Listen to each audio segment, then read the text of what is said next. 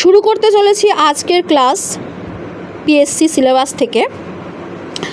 দেখো, তোমাদের আমি ইসলামের রাষ্ট্রের ভিত্তি শুরু করেছিলাম। কাজী আব্দুল ওদুদের যে 5টা প্রবন্ধ ছিল তার মধ্যে আমি তোমাদের তৃতীয় প্রবন্ধ ইসলামের রাষ্ট্রের ভিত্তির কিছুটা অংশ পড়িয়েছিলাম। আজকে বাকি অংশটুকু শেষ করব, ঠিক আছে? দেখো, এইখান থেকে আজকে আমি পড়াবো বাস্তবিক মুসলমানের ধর্মগত সমস্যা।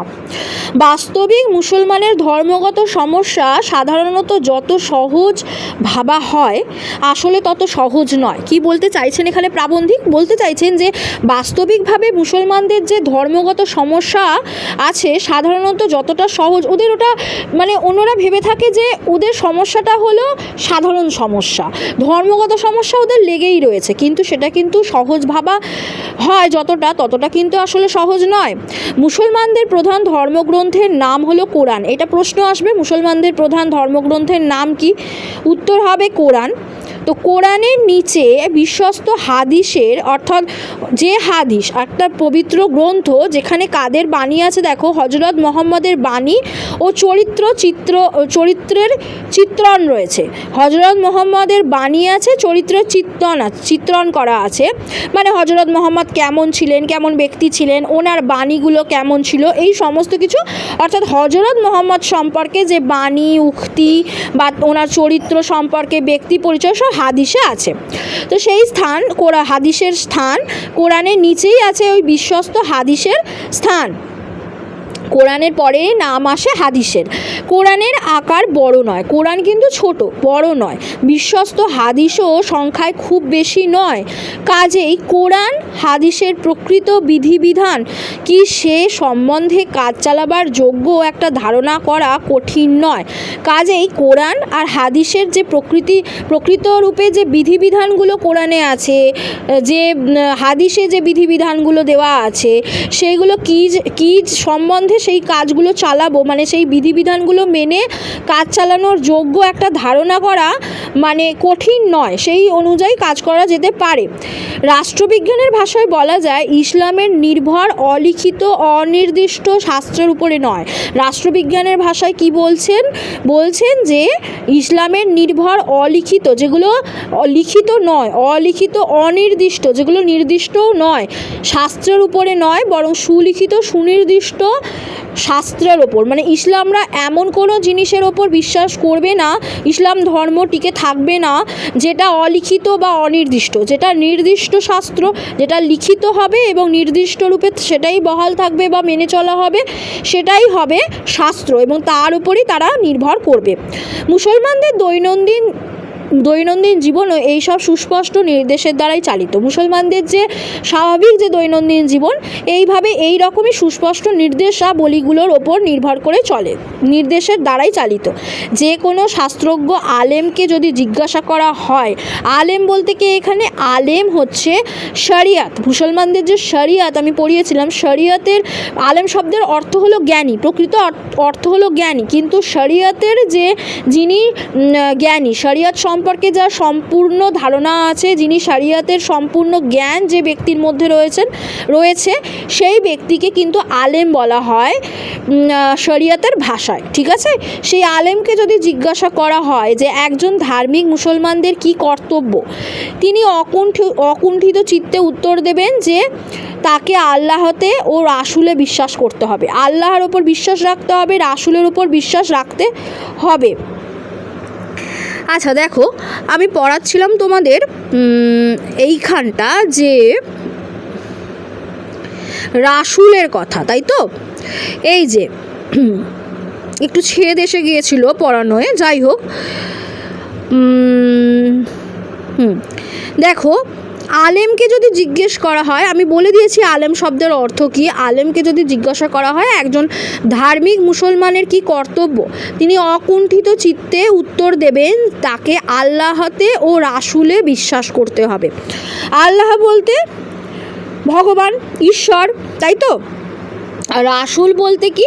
রাসূল বলতে এখানে বলা হয়েছে বার্তাবাহক, ঈশ্বরের বার্তাবাহকের ওপর বিশ্বাস রাখতে হবে। নামাজ, রোজা, হজ, জাকাত নিয়মিতভাবে নিষ্পন্ন করতে হবে। নামাজ করতে হবে নিয়মিতভাবে, রোজা পালন করতে হবে, তোমরা জানো। তারপরে হজে যেতে হবে, জাকাত এগুলো পালন করতে হবে, যা যা মুসলমানদের আছে। আচ্ছা, কিন্তু সেই আলেমকে যদি জিজ্ঞাসা করা যায় এসব শাস্ত্রীয় বিধিবিধান পালনকারীর সংখ্যা মুসলমান সমাজে নগণ্য নয়, কিন্তু কোরআনে যে বলা আছে নামাজ পড়ো, নামাজ কদর্যতা ও অকল্যাণ থেকে রক্ষা করে, বলছেন প্রাবন্ধিক কি বলছেন দেখো, উনি বলছেন যে আলেমকে যদি জিজ্ঞাসা করা হয় যে শাস্ত্রীয় বিধিবিধান পালনকারীর সংখ্যা তো মুসলমান সমাজে নগণ্য নয়, কম নয়, তাই তো? অনেকেই বেশি বলতে গেলে মুসলমানদের মধ্যে এই শাস্ত্রীয় বিধিবিধানগুলোকে মেনে চলে, কিন্তু কোরআনে তো বলা আছে যে নামাজ পড়ার কথা, যেখানে নামাজ কি করে? নামাজ পড়লে মনের কদর্যতা ও কোনো একটা অকল্যাণ থেকে রক্ষা করে থাকে, তাই তো? ঈশ্বর বা আল্লাহ রক্ষা করে থাকে। এমন কল্যাণ পথের প্রকৃত পথিক মুসলমান সমাজের বিধিবিধান পালনকারীদের মধ্যে তেমন লক্ষণীয় নয় কেন? প্রাবন্ধিক বলছেন যে এমন কল্যাণ পথের প্রকৃত পথিক মুসলমান, কল্যাণ পথকে দেখানোর যে পথিক, সেই পথিক মুসলমান সমাজে বিধিবিধান পালনকারীদের মধ্যে, মুসলমান সমাজে এত যে নিয়মবিধি আছে, এই শরিয়াতের নিয়ম, এইগুলো বিধিবিধানের পালনকারী যারা মেনে থাকে, যারা পালন করে থাকে, তাদেরকেই বলা হয় পালনকারী। তো তাদের মধ্যে কেন এই জিনিসগুলো লক্ষণীয় নয়? তবে তার উত্তর দেওয়া তার পক্ষে প্রায় অসম্ভব হয়ে দাঁড়ায়। যদি তাকে এই প্রশ্নটা করা হয় তাহলে সে উত্তর দিতে পারে না। সমাজের এই দিকটা তার চিন্তা ভাবনার বিষয় হয়নি বললেই চলে। সমাজের যে এই যে দিকটা, কোন দিকটা? যে মনের কদর্যতা দূর হবে, অকল্যাণ থেকে রক্ষা পাবে, সমাজের যে এই চিন্তা ভাবনাগুলো, এইগুলো তার ভেতরে ঢোকেনি বললেই চলে, তাই তো? কোনটা? কল্যাণ পথের প্রতীক, যে মানুষের কল্যাণ হবে, এই যে সমগ্রভাবে যে চিন্তা ভাবনাটা, সমাজের এই দিকটা তার চিন্তা ভাবনার বিষয় হয়নি বললেই চলে। কেননা তার মনোযোগ আকৃষ্ট হয়েছে লিখিত বিধিবিধানের রকমারিত্বের দিকে। লিখিত যে বিধিবিধান, শাস্ত্রে যে বিধি দেওয়া আছে, সেই বিধানে কোরআনে যা আছে, হাদিসে যা আছে, সেইগুলো সে মেনে চলছে, তাই তো? সেই রকমারি জিনিস, রকমারিত্বে তার মন কি হয়েছে? মন ঝুঁকেছে। তো সমাজ মনের ওপরে সেই সবের প্রভাব ও প্রতিক্রিয়া কি হয়েছে সেই অপেক্ষাকৃত অস্পষ্ট ব্যাপারের দিকে নয়।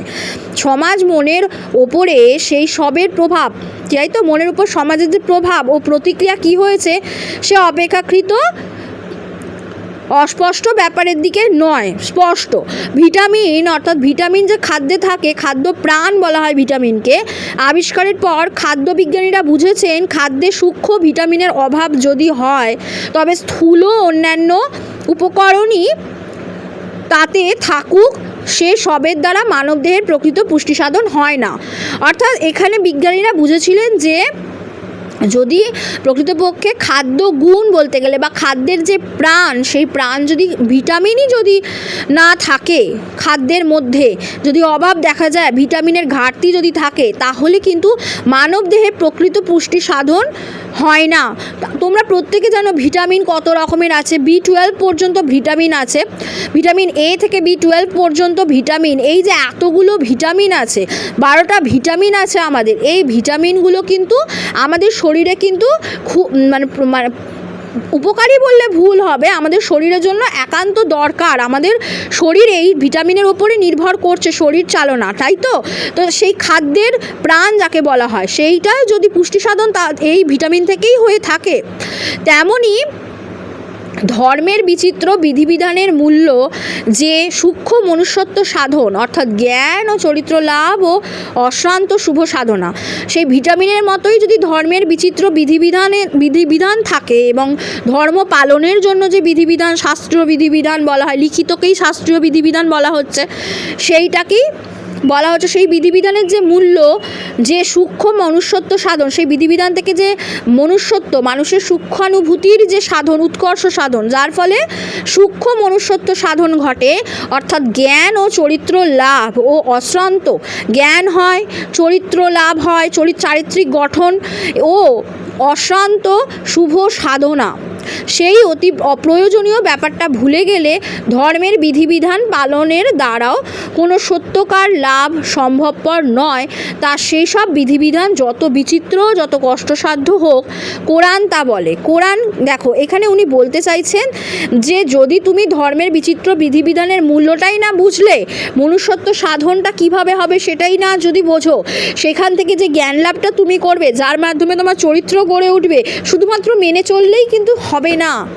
তোমাকে সেটা মেনে তোমাকে প্রয়োগ করতে হবে এবং তোমার জ্ঞান বাড়াতে হবে এবং বুঝতে হবে, ব্যাপারটা উপলব্ধি করতে হবে, এবং সেটা তোমার চরিত্র সাধন হবে এবং তার দ্বারা তোমার শুভ বোধ জাগ্রত হবে, যেটা সমাজের পক্ষে অত্যন্ত মঙ্গলজনক বা কল্যাণদায়ক। তাই তো সেই চিন্তা ভাবনা তোমার মধ্যে যেন সঞ্চারিত হয়, যার ফলে তুমি সমাজের একটা ভালো দিকের ইঙ্গিত, সমাজকে তুমি একটা ভালো দিকে নিয়ে যাচ্ছ। তাই তো সেটাই বলছে যে সমাজ তত এগোবে। সেই অতি প্রয়োজনীয় সমাজ ব্যাপারটা ভুলে গেলে ধর্মের বিধিবিধান পালনের দ্বারা কোনো সত্যকার লাভ সম্ভবপর নয়। যদি তুমি সেটা ভুলে যাও, তাহলে শুধু তুমি ওই যে ধর্মের বিধিবিধানগুলো মানছো, সেটা কোনো লাভ নয়, লাভ হচ্ছে না। বিচিত্র যত বিধিবিধান, যত কষ্টসাধ্যই হোক, যতই যাইভাবে মানো না কেন। তাই তো কোরআন বলেন তিনি জ্ঞান দেন যাকে ইচ্ছা করেন। কোরআনে বলা আছে, আল্লাহর কথা এখানে বলা হয়েছে। তো তিনি জ্ঞান দেন যাকে ইচ্ছা করেন, আর যে জ্ঞান পায় সে মহাসম্পদ পায়। আল্লাহ যাকে ইচ্ছা হবে তাকে জ্ঞান দেবেন। তাই তো এবার যে জ্ঞানটা নিতে পারে সে মহাসম্পদ পেয়ে গেল। জ্ঞানী ভিন্ন আর কেউ বিচার করে দেখে না। জ্ঞানী মানুষরাই কিন্তু একমাত্র বিচার করে দেখছে। জ্ঞানী মানুষ ভিন্ন অন্য কেউ বিচার করে দেখবে না। তাই তোমাকে জ্ঞানী হতে হবে। জ্ঞানী মানে কি? তুমি কি জ্ঞানের ভাণ্ডার নিয়ে বসে থাকবে? তা নয়। তুমি সূক্ষ্ম বিষয়গুলোকে অনুধাবন করবে, তুমি সূক্ষ্ম বিষয়গুলো উপলব্ধি করবে। এর ফলে তোমার মনুষ্যত্ব জাগরিত হবে। কোরআনের মূল উদ্দেশ্যই হচ্ছে, যে কোনো পবিত্র ধর্মগ্রন্থের মূল উদ্দেশ্যই হলো তুমি মেনে চলছো সেটা সেইভাবেই, যেটা তুমি ঠিক ভুল বিচারের পথকে দেখিয়ে দেয় কোরআনে বিধিগুলো সেইভাবেই মেনে চলতে হবে। সেই কথাই উনি বলছেন। জ্ঞান মানে তুমি অজস্র জ্ঞানের অধিকর্তা হয়ে বসে রইলে তো জ্ঞান আছে, টকবক করছে জ্ঞান, কিন্তু সেই জ্ঞান কিসের জ্ঞান? সেই জ্ঞানী কাকে বলা হচ্ছে? এইখানে সেই জ্ঞানী তাকেই বলা হচ্ছে যে প্রকৃত বিধানগুলোকে উপলব্ধি করতে পারবে, সমাজের জন্য কাজে লাগাতে পারবে এবং সত্য মিথ্যা বিচার করে সত্যের পথ অবলম্বন করবে, ভালো মন্দ উপলব্ধি করে নিজে ভালো মন্দ বিচারবোধ থাকবে, নিজে বোধের মাধ্যমে উপলব্ধি করে সেই নিজের মনুষ্যত্বের বিকাশ সাধন ঘটাবে। তাই তো সে যাই হোক, তবে তুমি প্রকৃত জ্ঞানী হলে তবে তো তুমি বিচার করতে পারবে, সেই ক্ষমতা তোমার মধ্যে আসে। আল্লাহ একটা দৃষ্টান্ত দিয়েছেন। একজন কৃতদাসের কথা ভাবো, আল্লাহ কোরআনে এক কৃতদাসের দৃষ্টান্ত মানে এক্সাম্পল আছে, একটা উদাহরণ আছে। একজন কৃতদাসের কথা ভাবো। একজন কৃতদাস, কোনো কিছুর ওপরে তার কর্তৃত্ব নেই, কোনো কিছুর ওপরে তার নিজের অধিকার নেই, কর্তৃত্ব নেই। আর ভাবো অন্য একজনের কথা, যাকে আমার তরফ থেকে দেওয়া হয়েছে উৎকৃষ্ট জীবিকা। তাই তো ধরো তুমি দিয়েছো একজনকে উৎকৃষ্ট জীবিকা, সে একটা ভালো কাজ করছে, তা থেকে সে খরচ করে, চলে প্রকাশ্যে এবং গোপনে, এই দুই কি তুল্য মর্যাদার? সে প্রকাশ্যে চলছে, ঠিক আছে। দেখো, ভাবো তুমি অন্য একজনকে তোমার তরফ থেকে একটা কাজ দিয়েছো, উৎকৃষ্ট জীবিকা, সেটা সে খরচ করেই চলেছে এবং প্রকাশ্য গোপনে কি এই যে কৃতদাস সেই কৃতদাসের সঙ্গে কি সেই মানুষটার কোনো তুলনা চলে? তার মর্যাদা তুমি ভেবেই দেখো না।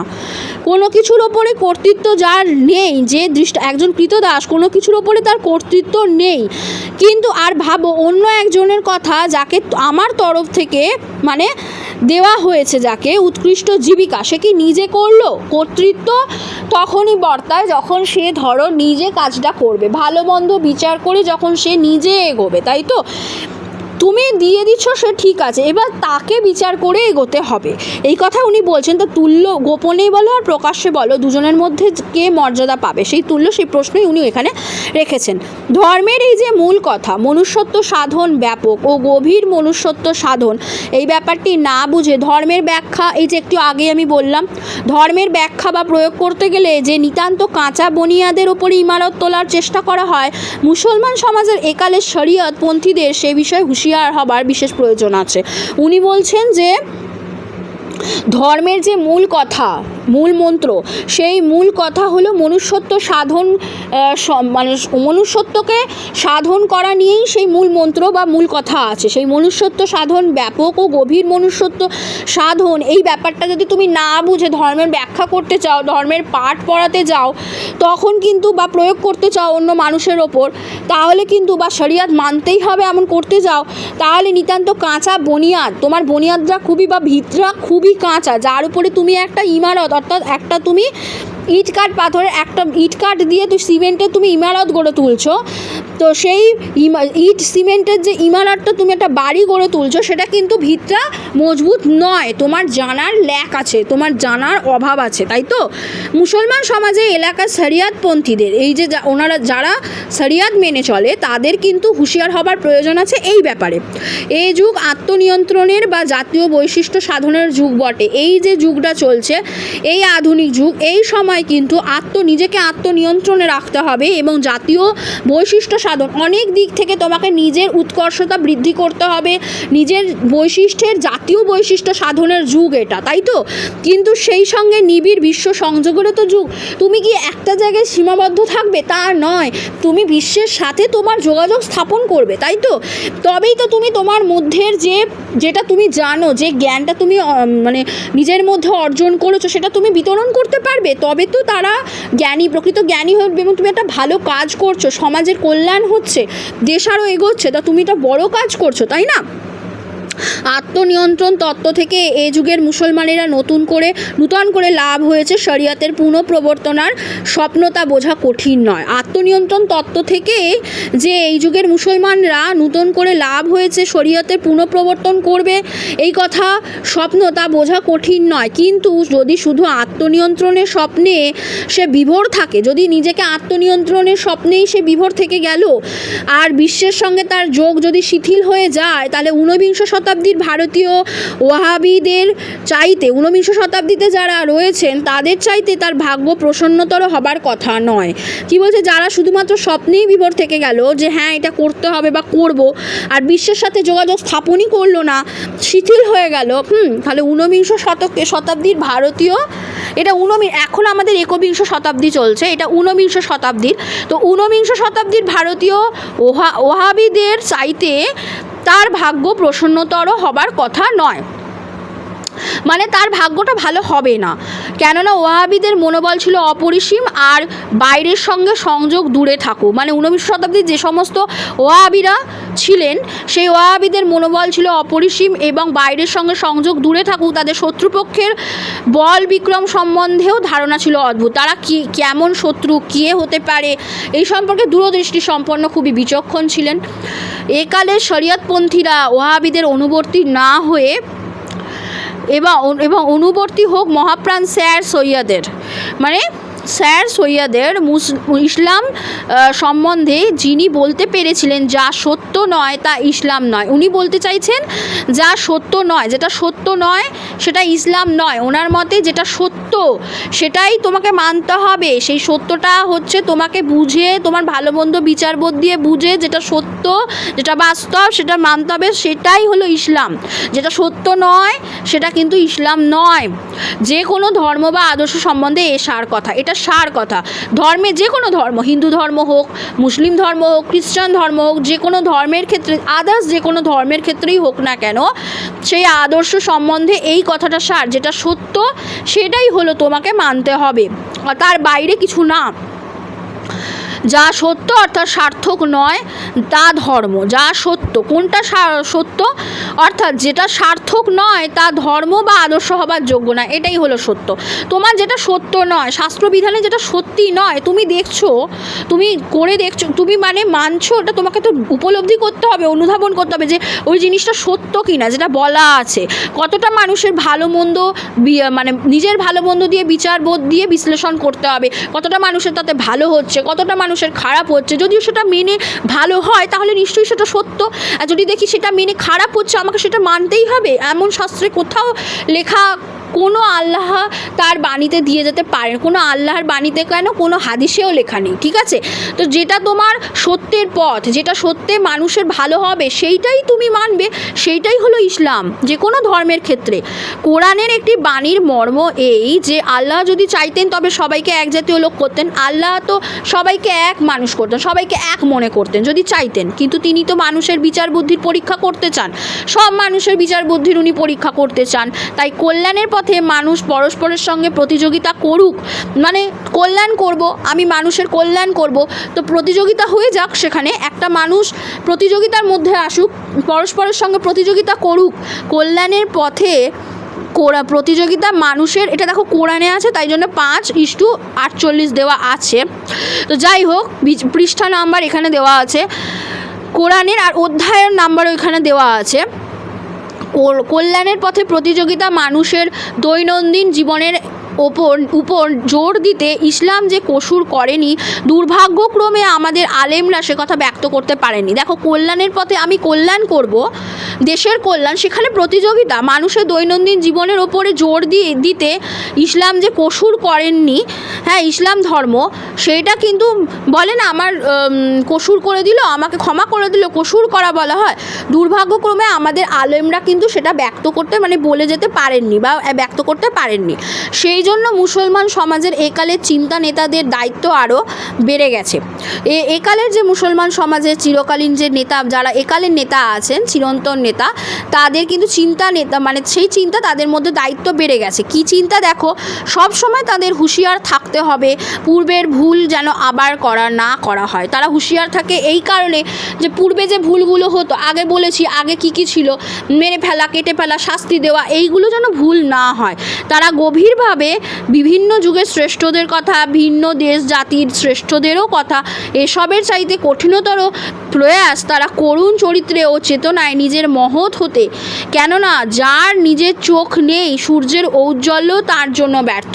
নিজের চোখ আছে, সূর্যের আলো যার নিজের চোখ আসে। আগে কিন্তু দেখবে আব্দুল কালাম বলেই গেছেন, কি বলে গেছেন আবুল কালাম, আমাদের কি বলে গেছেন এপিজে আব্দুল কালাম, উনি বলেছিলেন যদি তুমি আলো দান করতে চাও তাহলে কিন্তু সূর্যের মতো তুমি আগে পড়ো, তারপর তুমি কিন্তু আলো দান করতে পারবে। সেইটা কিন্তু উনি বলেছেন। এটা আমার উক্তি নয়, এটা ওনারই উক্তি। সূর্যের মতো আগে তুমি পড়ো, তবে কিন্তু তুমি আলো দান করতে পারবে। তুমি যদি নিজের চোখ না থাকে, এখানেও বলা হচ্ছে কোরআনে যে তোমার নিজের যদি চোখ না থাকে তাহলে কেন সূর্যের ঔজ্জ্বল্য তার জন্য তো ব্যর্থ, তুমি তবে তো আলো দান করতে পারবে, তুমি সূর্য হবে। আর বিচিত্র শুভ সাধনায় তারা সংসারে গড়ে তুলুক স্বর্গ, নিজেরা বিচারবোধ দিয়ে বিশ্লেষণ করুক, তবে তো সমাজ এগোবে। এখানে কে সমাজ এগোবে? মানুষ তো এগিয়ে নিয়ে যাবে, সবাইকে নিয়েই তো সমাজ, তাই না? তো সেখানেই তুলুক স্বর্গ, সংসারে তুলুক স্বর্গ করে তুলুক সংসারকে। প্রত্যেক স্মরণীয় জাতি এমন সংসারে স্বর্গ গড়ার চেষ্টা করেছেন। স্মরণীয় ব্যক্তিরা এমন বিচিত্র বিপুল ঐহিক পাথেয়র সাহায্যেই তারা আশা করতে পারেন এমন শত বৎসরের ব্যবধান অতিক্রম করে শরিয়তের মর্ম উপলব্ধি করতে। আশা করি বুঝতে পেরেছ। শরিয়তের পুনঃপ্রবর্তন অবশ্য অসম্ভব, কেননা অতীতে অস্তমিত মৃত তার যে অংশ সজীব সে তুমি ও আমি। অতীত পুনর্জীবিত হবে না, অতীতকে মারতে হবে। অতীত যদি থাকে তাহলে তুমি সামনের দিকে এগোবে কি করে? তুমি তো বর্তমানে আছো, নাকি তুমি অতীতে আছো? অতীতে তুমি নেই, বর্তমানে আছো, আর এগোবে কোথায়? ভবিষ্যতে। তুমি ভবিষ্যৎ, আমাদের 3টে কাল, অতীত, বর্তমান, ভবিষ্যৎ। যেটা পাস্ট চলে যায়, পাস্ট ইজ পাস্ট, কথাতেই আছে পাস্ট ইজ পাস্ট। তো পাস্ট চলে গেছে, সেটাকে নিয়ে ভেবে লাভ নেই। তুমি বর্তমানে যেটা আছো সেইটা তুমি, এবার আগামী ভবিষ্যতে তুমি যেভাবে এগোবে সেটার পরিকল্পনা করবে, তাই না? তো ভবিষ্যতের দিকে তুমি তাকাবে, সামনের দিকে তাকানো মানে ভবিষ্যতের দিকে তাকানো। আর তুমি থাকছো বর্তমানে, আর পেছনের অতীত তুমি ভুলে গেছো, পেছন ফাঁকা, পেছনে কিছু নেই, তাকানোরও সময় নেই, তাই তো? যাই হোক, তো বলা হচ্ছে যে অতীত পুনর্জীবিত হবে না, অতীতকে জাগানো যাবে না, তবে তুমিও আমি বিপুল সাধনায় নব মহিমা লাভ করতে পারবো। তুমি আর আমি অনেক সাধনা করতে হবে, তবে কিন্তু নতুন মহিমা লাভ করতে পারবো। সংসারে এক নতুন চাঁদের হাট বসাতে পারবো। চাঁদের হাট এটা হলো একটা বাগধারা, যেটা হলো আনন্দমুখর সংসার। চাঁদের অর্থ হলো আনন্দমুখর সংসার। তো আনন্দমুখর সংসার কোথায় একটা পরিবারকে কেন্দ্র করেও হতে পারে, আর বৃহৎ ক্ষেত্রেও কিন্তু হতে পারে। এই জগৎ সংসারের কথাই এখানে বলা হচ্ছে। তো চাঁদের হাটই সেখানে প্রযোজ্য। চাঁদের হাট তুমি বসাতে পারবে। আর যেহেতু আমরা মানে সব জাত একসাথে থাকতে পারবে, একত্রিত হতে পারবে। আর যেহেতু আমরা ইসলামের উত্তরাধিকারী, সেই জন্য আমাদের মহিমা লাভ হবে, ইসলামের নতুন মহিমা লাভ। আমাদের লাভটা হবে ইসলাম ধর্মের নতুন মহিমা লাভ। আমরা যেহেতু যারা ইসলাম ধর্মে দীক্ষিত আছি, যেমন ধরো যারা ইসলাম ধর্মের, এই কাজী আব্দুল ওদুদ, ইনি প্রাবন্ধিকও তো সেই ইসলাম ধর্মেরই ছিলেন, ওই জন্য তিনি ইসলামের কথাই বললেন। দেখো, নতুন মুসলিম রাষ্ট্রে অমুসলমানদের সমস্যার ইঙ্গিত মাত্র করা হয়েছে। নতুন যে মুসলিম রাষ্ট্রটা গড়ে উঠেছে, প্রথমের দিকে পড়িয়েছিলাম অমুসলমানদের সমস্যা, সেখানে কিন্তু যারা অমুসলমান, যারা মুসলমান নয়, অন্য ধর্মের, তাদের একটা সমস্যার ইঙ্গিত পাওয়া যাচ্ছে। কিন্তু বিষয়টি বাস্তবিকই খুব জটিল, ব্যাপারটা খুবই জটিল। মুসলমানদের ইতিহাসে দেখা যায় এটি বিভিন্ন যুগে বিভিন্নভাবে মীমাংসা করতে চেষ্টা করা হয়েছে। মদিনায় ও হোদাইবিয়ায় জানো তোমরা, মদিনা মক্কা মদিনা সেইখানে, এবং হোদাইবিয়া একটা জায়গা, সেখানে হজরত বিশেষ চেষ্টা করেছিলেন যে মুসলমান ও অমুসলমানদের মধ্যে শান্তি স্থাপন করতে। হজরত মোহাম্মদ কিন্তু যে এসেছিলেন না, উনি আল্লাহর বার্তাবাহক মনে করা হয় ওনাকে, ঠিক আছে।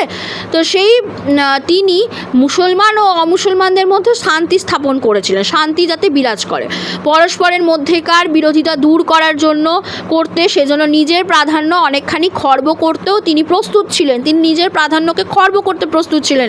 ভাবতে পারছো উনি কেমন ছিলেন। কিন্তু বিজয়ী ইসলাম স্বভাবতই বিজিতদের সঙ্গে সন্ধি করেছে এবং তাদের আনুগত্য স্বীকারের শর্তে। সেই আনুগত্য স্বীকারের ধারাও এক থাকেনি। প্রথম যুগে অমুসলমানেরা আনুগত্য স্বীকার করে জিজিয়া কর দিয়ে তাদের ধর্মাদি আচরণের অবাধ অধিকার পেত। জিজিয়া কর দিয়ে তাদের ধর্মগুলোকে ধর্মের যা আছে আচরণ করা বা ধর্মাদি আচরণের অবাধ অধিকার পেত, ঠিক আছে, ওদের নিজেদের মতো চলতে পারতো। কিন্তু হিন্দুরা বিন কাসিমের কাছ থেকে এমন অধিকার পেয়েছিল। সিন্ধু তীরে যারা থাকতো, সেই সিন্ধুর হিন্দুরা বিন কাসিমের কাছ থেকে এই অধিকারটা পেয়েছিল। জিজিয়া কর দিয়ে তারা তাদের মতো থাকতে পারে। কিন্তু পরে এই অধিকার কিছুটা ক্ষুণ্ণ হয়েছিল। মুসলিম রাষ্ট্রে নতুন করে দেব মন্দির নির্মাণের অধিকার স্বীকৃত হয়নি। তারাও যেখানে থাকছে, সেই মুসলমান রাষ্ট্রে, তারা নতুন মুসলমান রাষ্ট্রে, তারাও চাইছে তাদের দেবতাদের একটা মন্দির হোক, তারাও চেয়েছিল। বুঝতেই পেরেছো তোমরা, প্রত্যেকেই জানো যে এই যে মুসলমানদের আর হিন্দুদের মন্দির নিয়ে কি দাঙ্গা বা কি হয়েছিল, তোমরা প্রত্যেকে জানো। এটা এখন আমাদের প্রত্যেকের জানা যে বাবরি মসজিদের প্রসঙ্গ তোমরা জানো, সেখানে কি ছিল আর কি হলো, সে যাই হোক। তো সেটা আমি এখন তুলছি না কথা। কিন্তু এই মুসলিম রাষ্ট্রে নতুন করে দেব মন্দির নির্মাণের অধিকার স্বীকৃত তো হয়নি। মুসলিম রাষ্ট্রে কেন দেব মন্দির নির্মাণ করা হবে?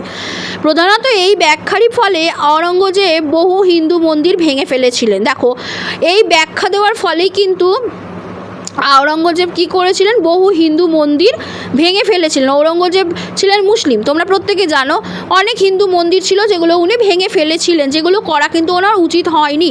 সব থাকবে, মুসলমানদের যেমন থাকবে, মসজিদ থাকবে, মক্কা মদিনা যেমন আছে, হিন্দুদেরও তো তেমন থাকতে হবে না। একটা রাষ্ট্রে সম্পূর্ণরূপে শুধু একজন মুসলিম প্রাবন্ধিকই লিখছেন, উনিই বলছেন, ওনার মুখ দিয়েই বেরোচ্ছে যে শুধুমাত্র কেন মুসলিমরা থাকবে, সেখানে তো অমুসলমানরাও থাকবে এবং তাদেরও অধিকার আছে সেখানে নিজেদের মতো থাকার, তাই তো? ব্যক্তি স্বাধীনতা আছে, সেখানেও তারা তাদের নিজেদের ভগবান বা ঈশ্বর সাধনার জন্য দেবালয় প্রস্তুত করতেই পারে। কিন্তু সেটা দেব মন্দির নির্মাণের অধিকার স্বীকৃত ছিল না। সেই নিয়ে উনি বলছেন ঔরঙ্গজেব কী করেছিলেন, হিন্দু মন্দির ভেঙে ফেলেছিলেন। অমুসলমানদের প্রতি প্রাচীন মুসলমান রাষ্ট্রের এই নীতি বৈচিত্র্য একালের মুসলমানরা যথেষ্ট কাজে লাগাতে পারে।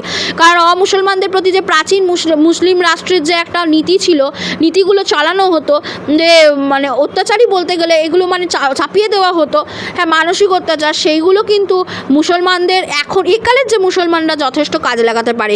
এক্ষেত্রে স্যার সৈয়দের অপূর্ব ইসলাম নীতি, যা সত্য নয়, অর্থাৎ সার্থক নয়, যেটা সত্য সেটাই সার্থক, তা ইসলাম নয়, তারা প্রয়োগ করতে পারে।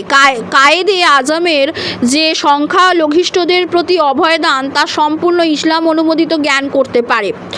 ইসলামের রাষ্ট্রের ভিত্তি কী? আইনজ্ঞেরা তার উত্তর দিতে চেষ্টা করবেন কোরআন হাদিস আর মুসলিম ইতিহাস মন্থর করে, কোরআন হাদিস আর মুসলিম ইতিহাসকে আরও মন্থর করে দিয়ে।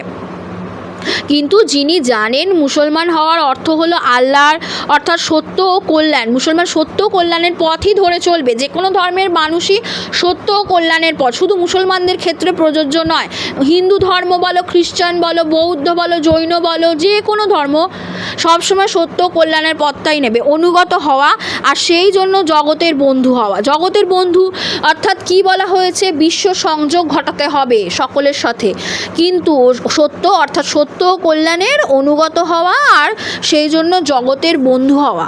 তিনি নিঃসংশয় বুঝবেন, যিনি নিঃসংশয়, কোনো সংশয় থাকবে না, বুঝবেন ইসলামের রাষ্ট্রের ভিত্তি কাণ্ডজ্ঞান ও মানব হিত।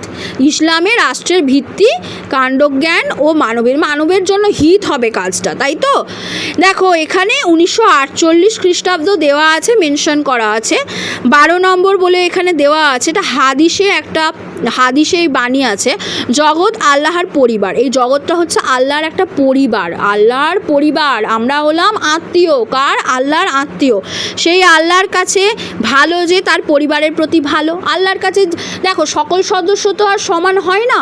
আমাদের এই বিশাল পরিবারে, মানে আল্লাহর এই যে পরিবারে আমরা আছি, এখানে প্রত্যেক সদস্য কি এক? তা নয়, আমরা প্রত্যেকে আলাদা, তো প্রত্যেকের মনুষ্যত্ব বোধ আলাদা, তো সেইখানে আল্লাহর বিচারবোধও আলাদা। সেক্ষেত্রে আল্লাহর কাছে যে ভালো তার পরিবারের প্রতি সে তো ভালো, তার নিজের পরিবারের কাছে সে ভালো। আল্লাহ একটা বড় পরিবার হলো আল্লাহ, যেখানে আমরা সবাই আছি, এবং সেইখানে অনেক আল্লাহ ছোট ছোট পরিবার, যেই পরিবারগুলো আল্লাহ আমাদের গিফট করেছে বলা যেতে পারে, বা ঈশ্বর আমাদের গিফট করেছে। কারণ যেহেতু এটা মুসলিমদের একটা প্রবন্ধ, সেই কারণে আমি সেই আল্লাহ আছে সেজন্য, যাই হোক, ঈশ্বরও বলতে পারি, আল্লাহও বলতে পারি। তো আল্লাহ আমাদের, বা গডও বলতে পারি, আমাদের গিফট করেছেন, তাই তো? আমরা প্রত্যেকে জানি আল্লাহ বা ঈশ্বর, গড মানে একজনই, মানে তার বাইরে ওনাকে আলাদা করে আমরা জাস্ট ওই ভগবান যিনি, তাকেই আমরা কি করি, যিনি ঈশ্বর, তাকে মুসলমানরা আল্লাহ বলেন, হিন্দুরা ঈশ্বর বলেন বা ভগবান বলেন, আর খ্রিস্টানরা গড বলেন, তাই তো? তো সেই ঈশ্বর এক ও অদ্বিতীয়, তো কখনো কিন্তু ঈশ্বরকে আমরা ভাগ করব না। কিন্তু দেখো এখানে বলা হচ্ছে যে আল্লাহর কাছে যে ভালো তার পরিবারের কাছে সে ভালো, তার নিজের পরিবার, যে পরিবারগুলো আমাদের আল্লাহ গিফট করেছেন, সেই এক একজনের পরিবার, সেই পরিবারগুলো তার কাছে ভালো। হাদিস সে আল্লাহতে বিশ্বাসী নয়, সে আল্লাহতে বিশ্বাসী নয়, যার আঘাত থেকে তার প্রতিবেশী নিরাপদ নয়। বলছে যে আল্লাহতে বিশ্বাসী নয়, সে কিন্তু তার আঘাত থেকে তার প্রতিবেশী নিরাপদ নয়। মানে যে আল্লাহতে বিশ্বাস করছে না, সে ভালো কাজে নিশ্চয়ই ওই হাদিস বা কোরআনও মেনে চলছে না, এবং তার মধ্যে মানে ভালো মন্দের বিচারবোধগুলো ইনকালকেট হচ্ছে না, সঞ্চারিত হচ্ছে না, সে বুঝতে পারছে না, তখন সে খারাপ কাজটা করে ফেলছে, তার প্রতিবেশীর উপর অত্যাচার করে ফেলছে বা প্রতিবেশীর সাথে খারাপ আচরণ করে ফেলছে। সেই কারণে বলা হয়েছে তার থেকে প্রতিবেশীরাও কিন্তু নিরাপদে নেই। বুঝতে পেরেছো?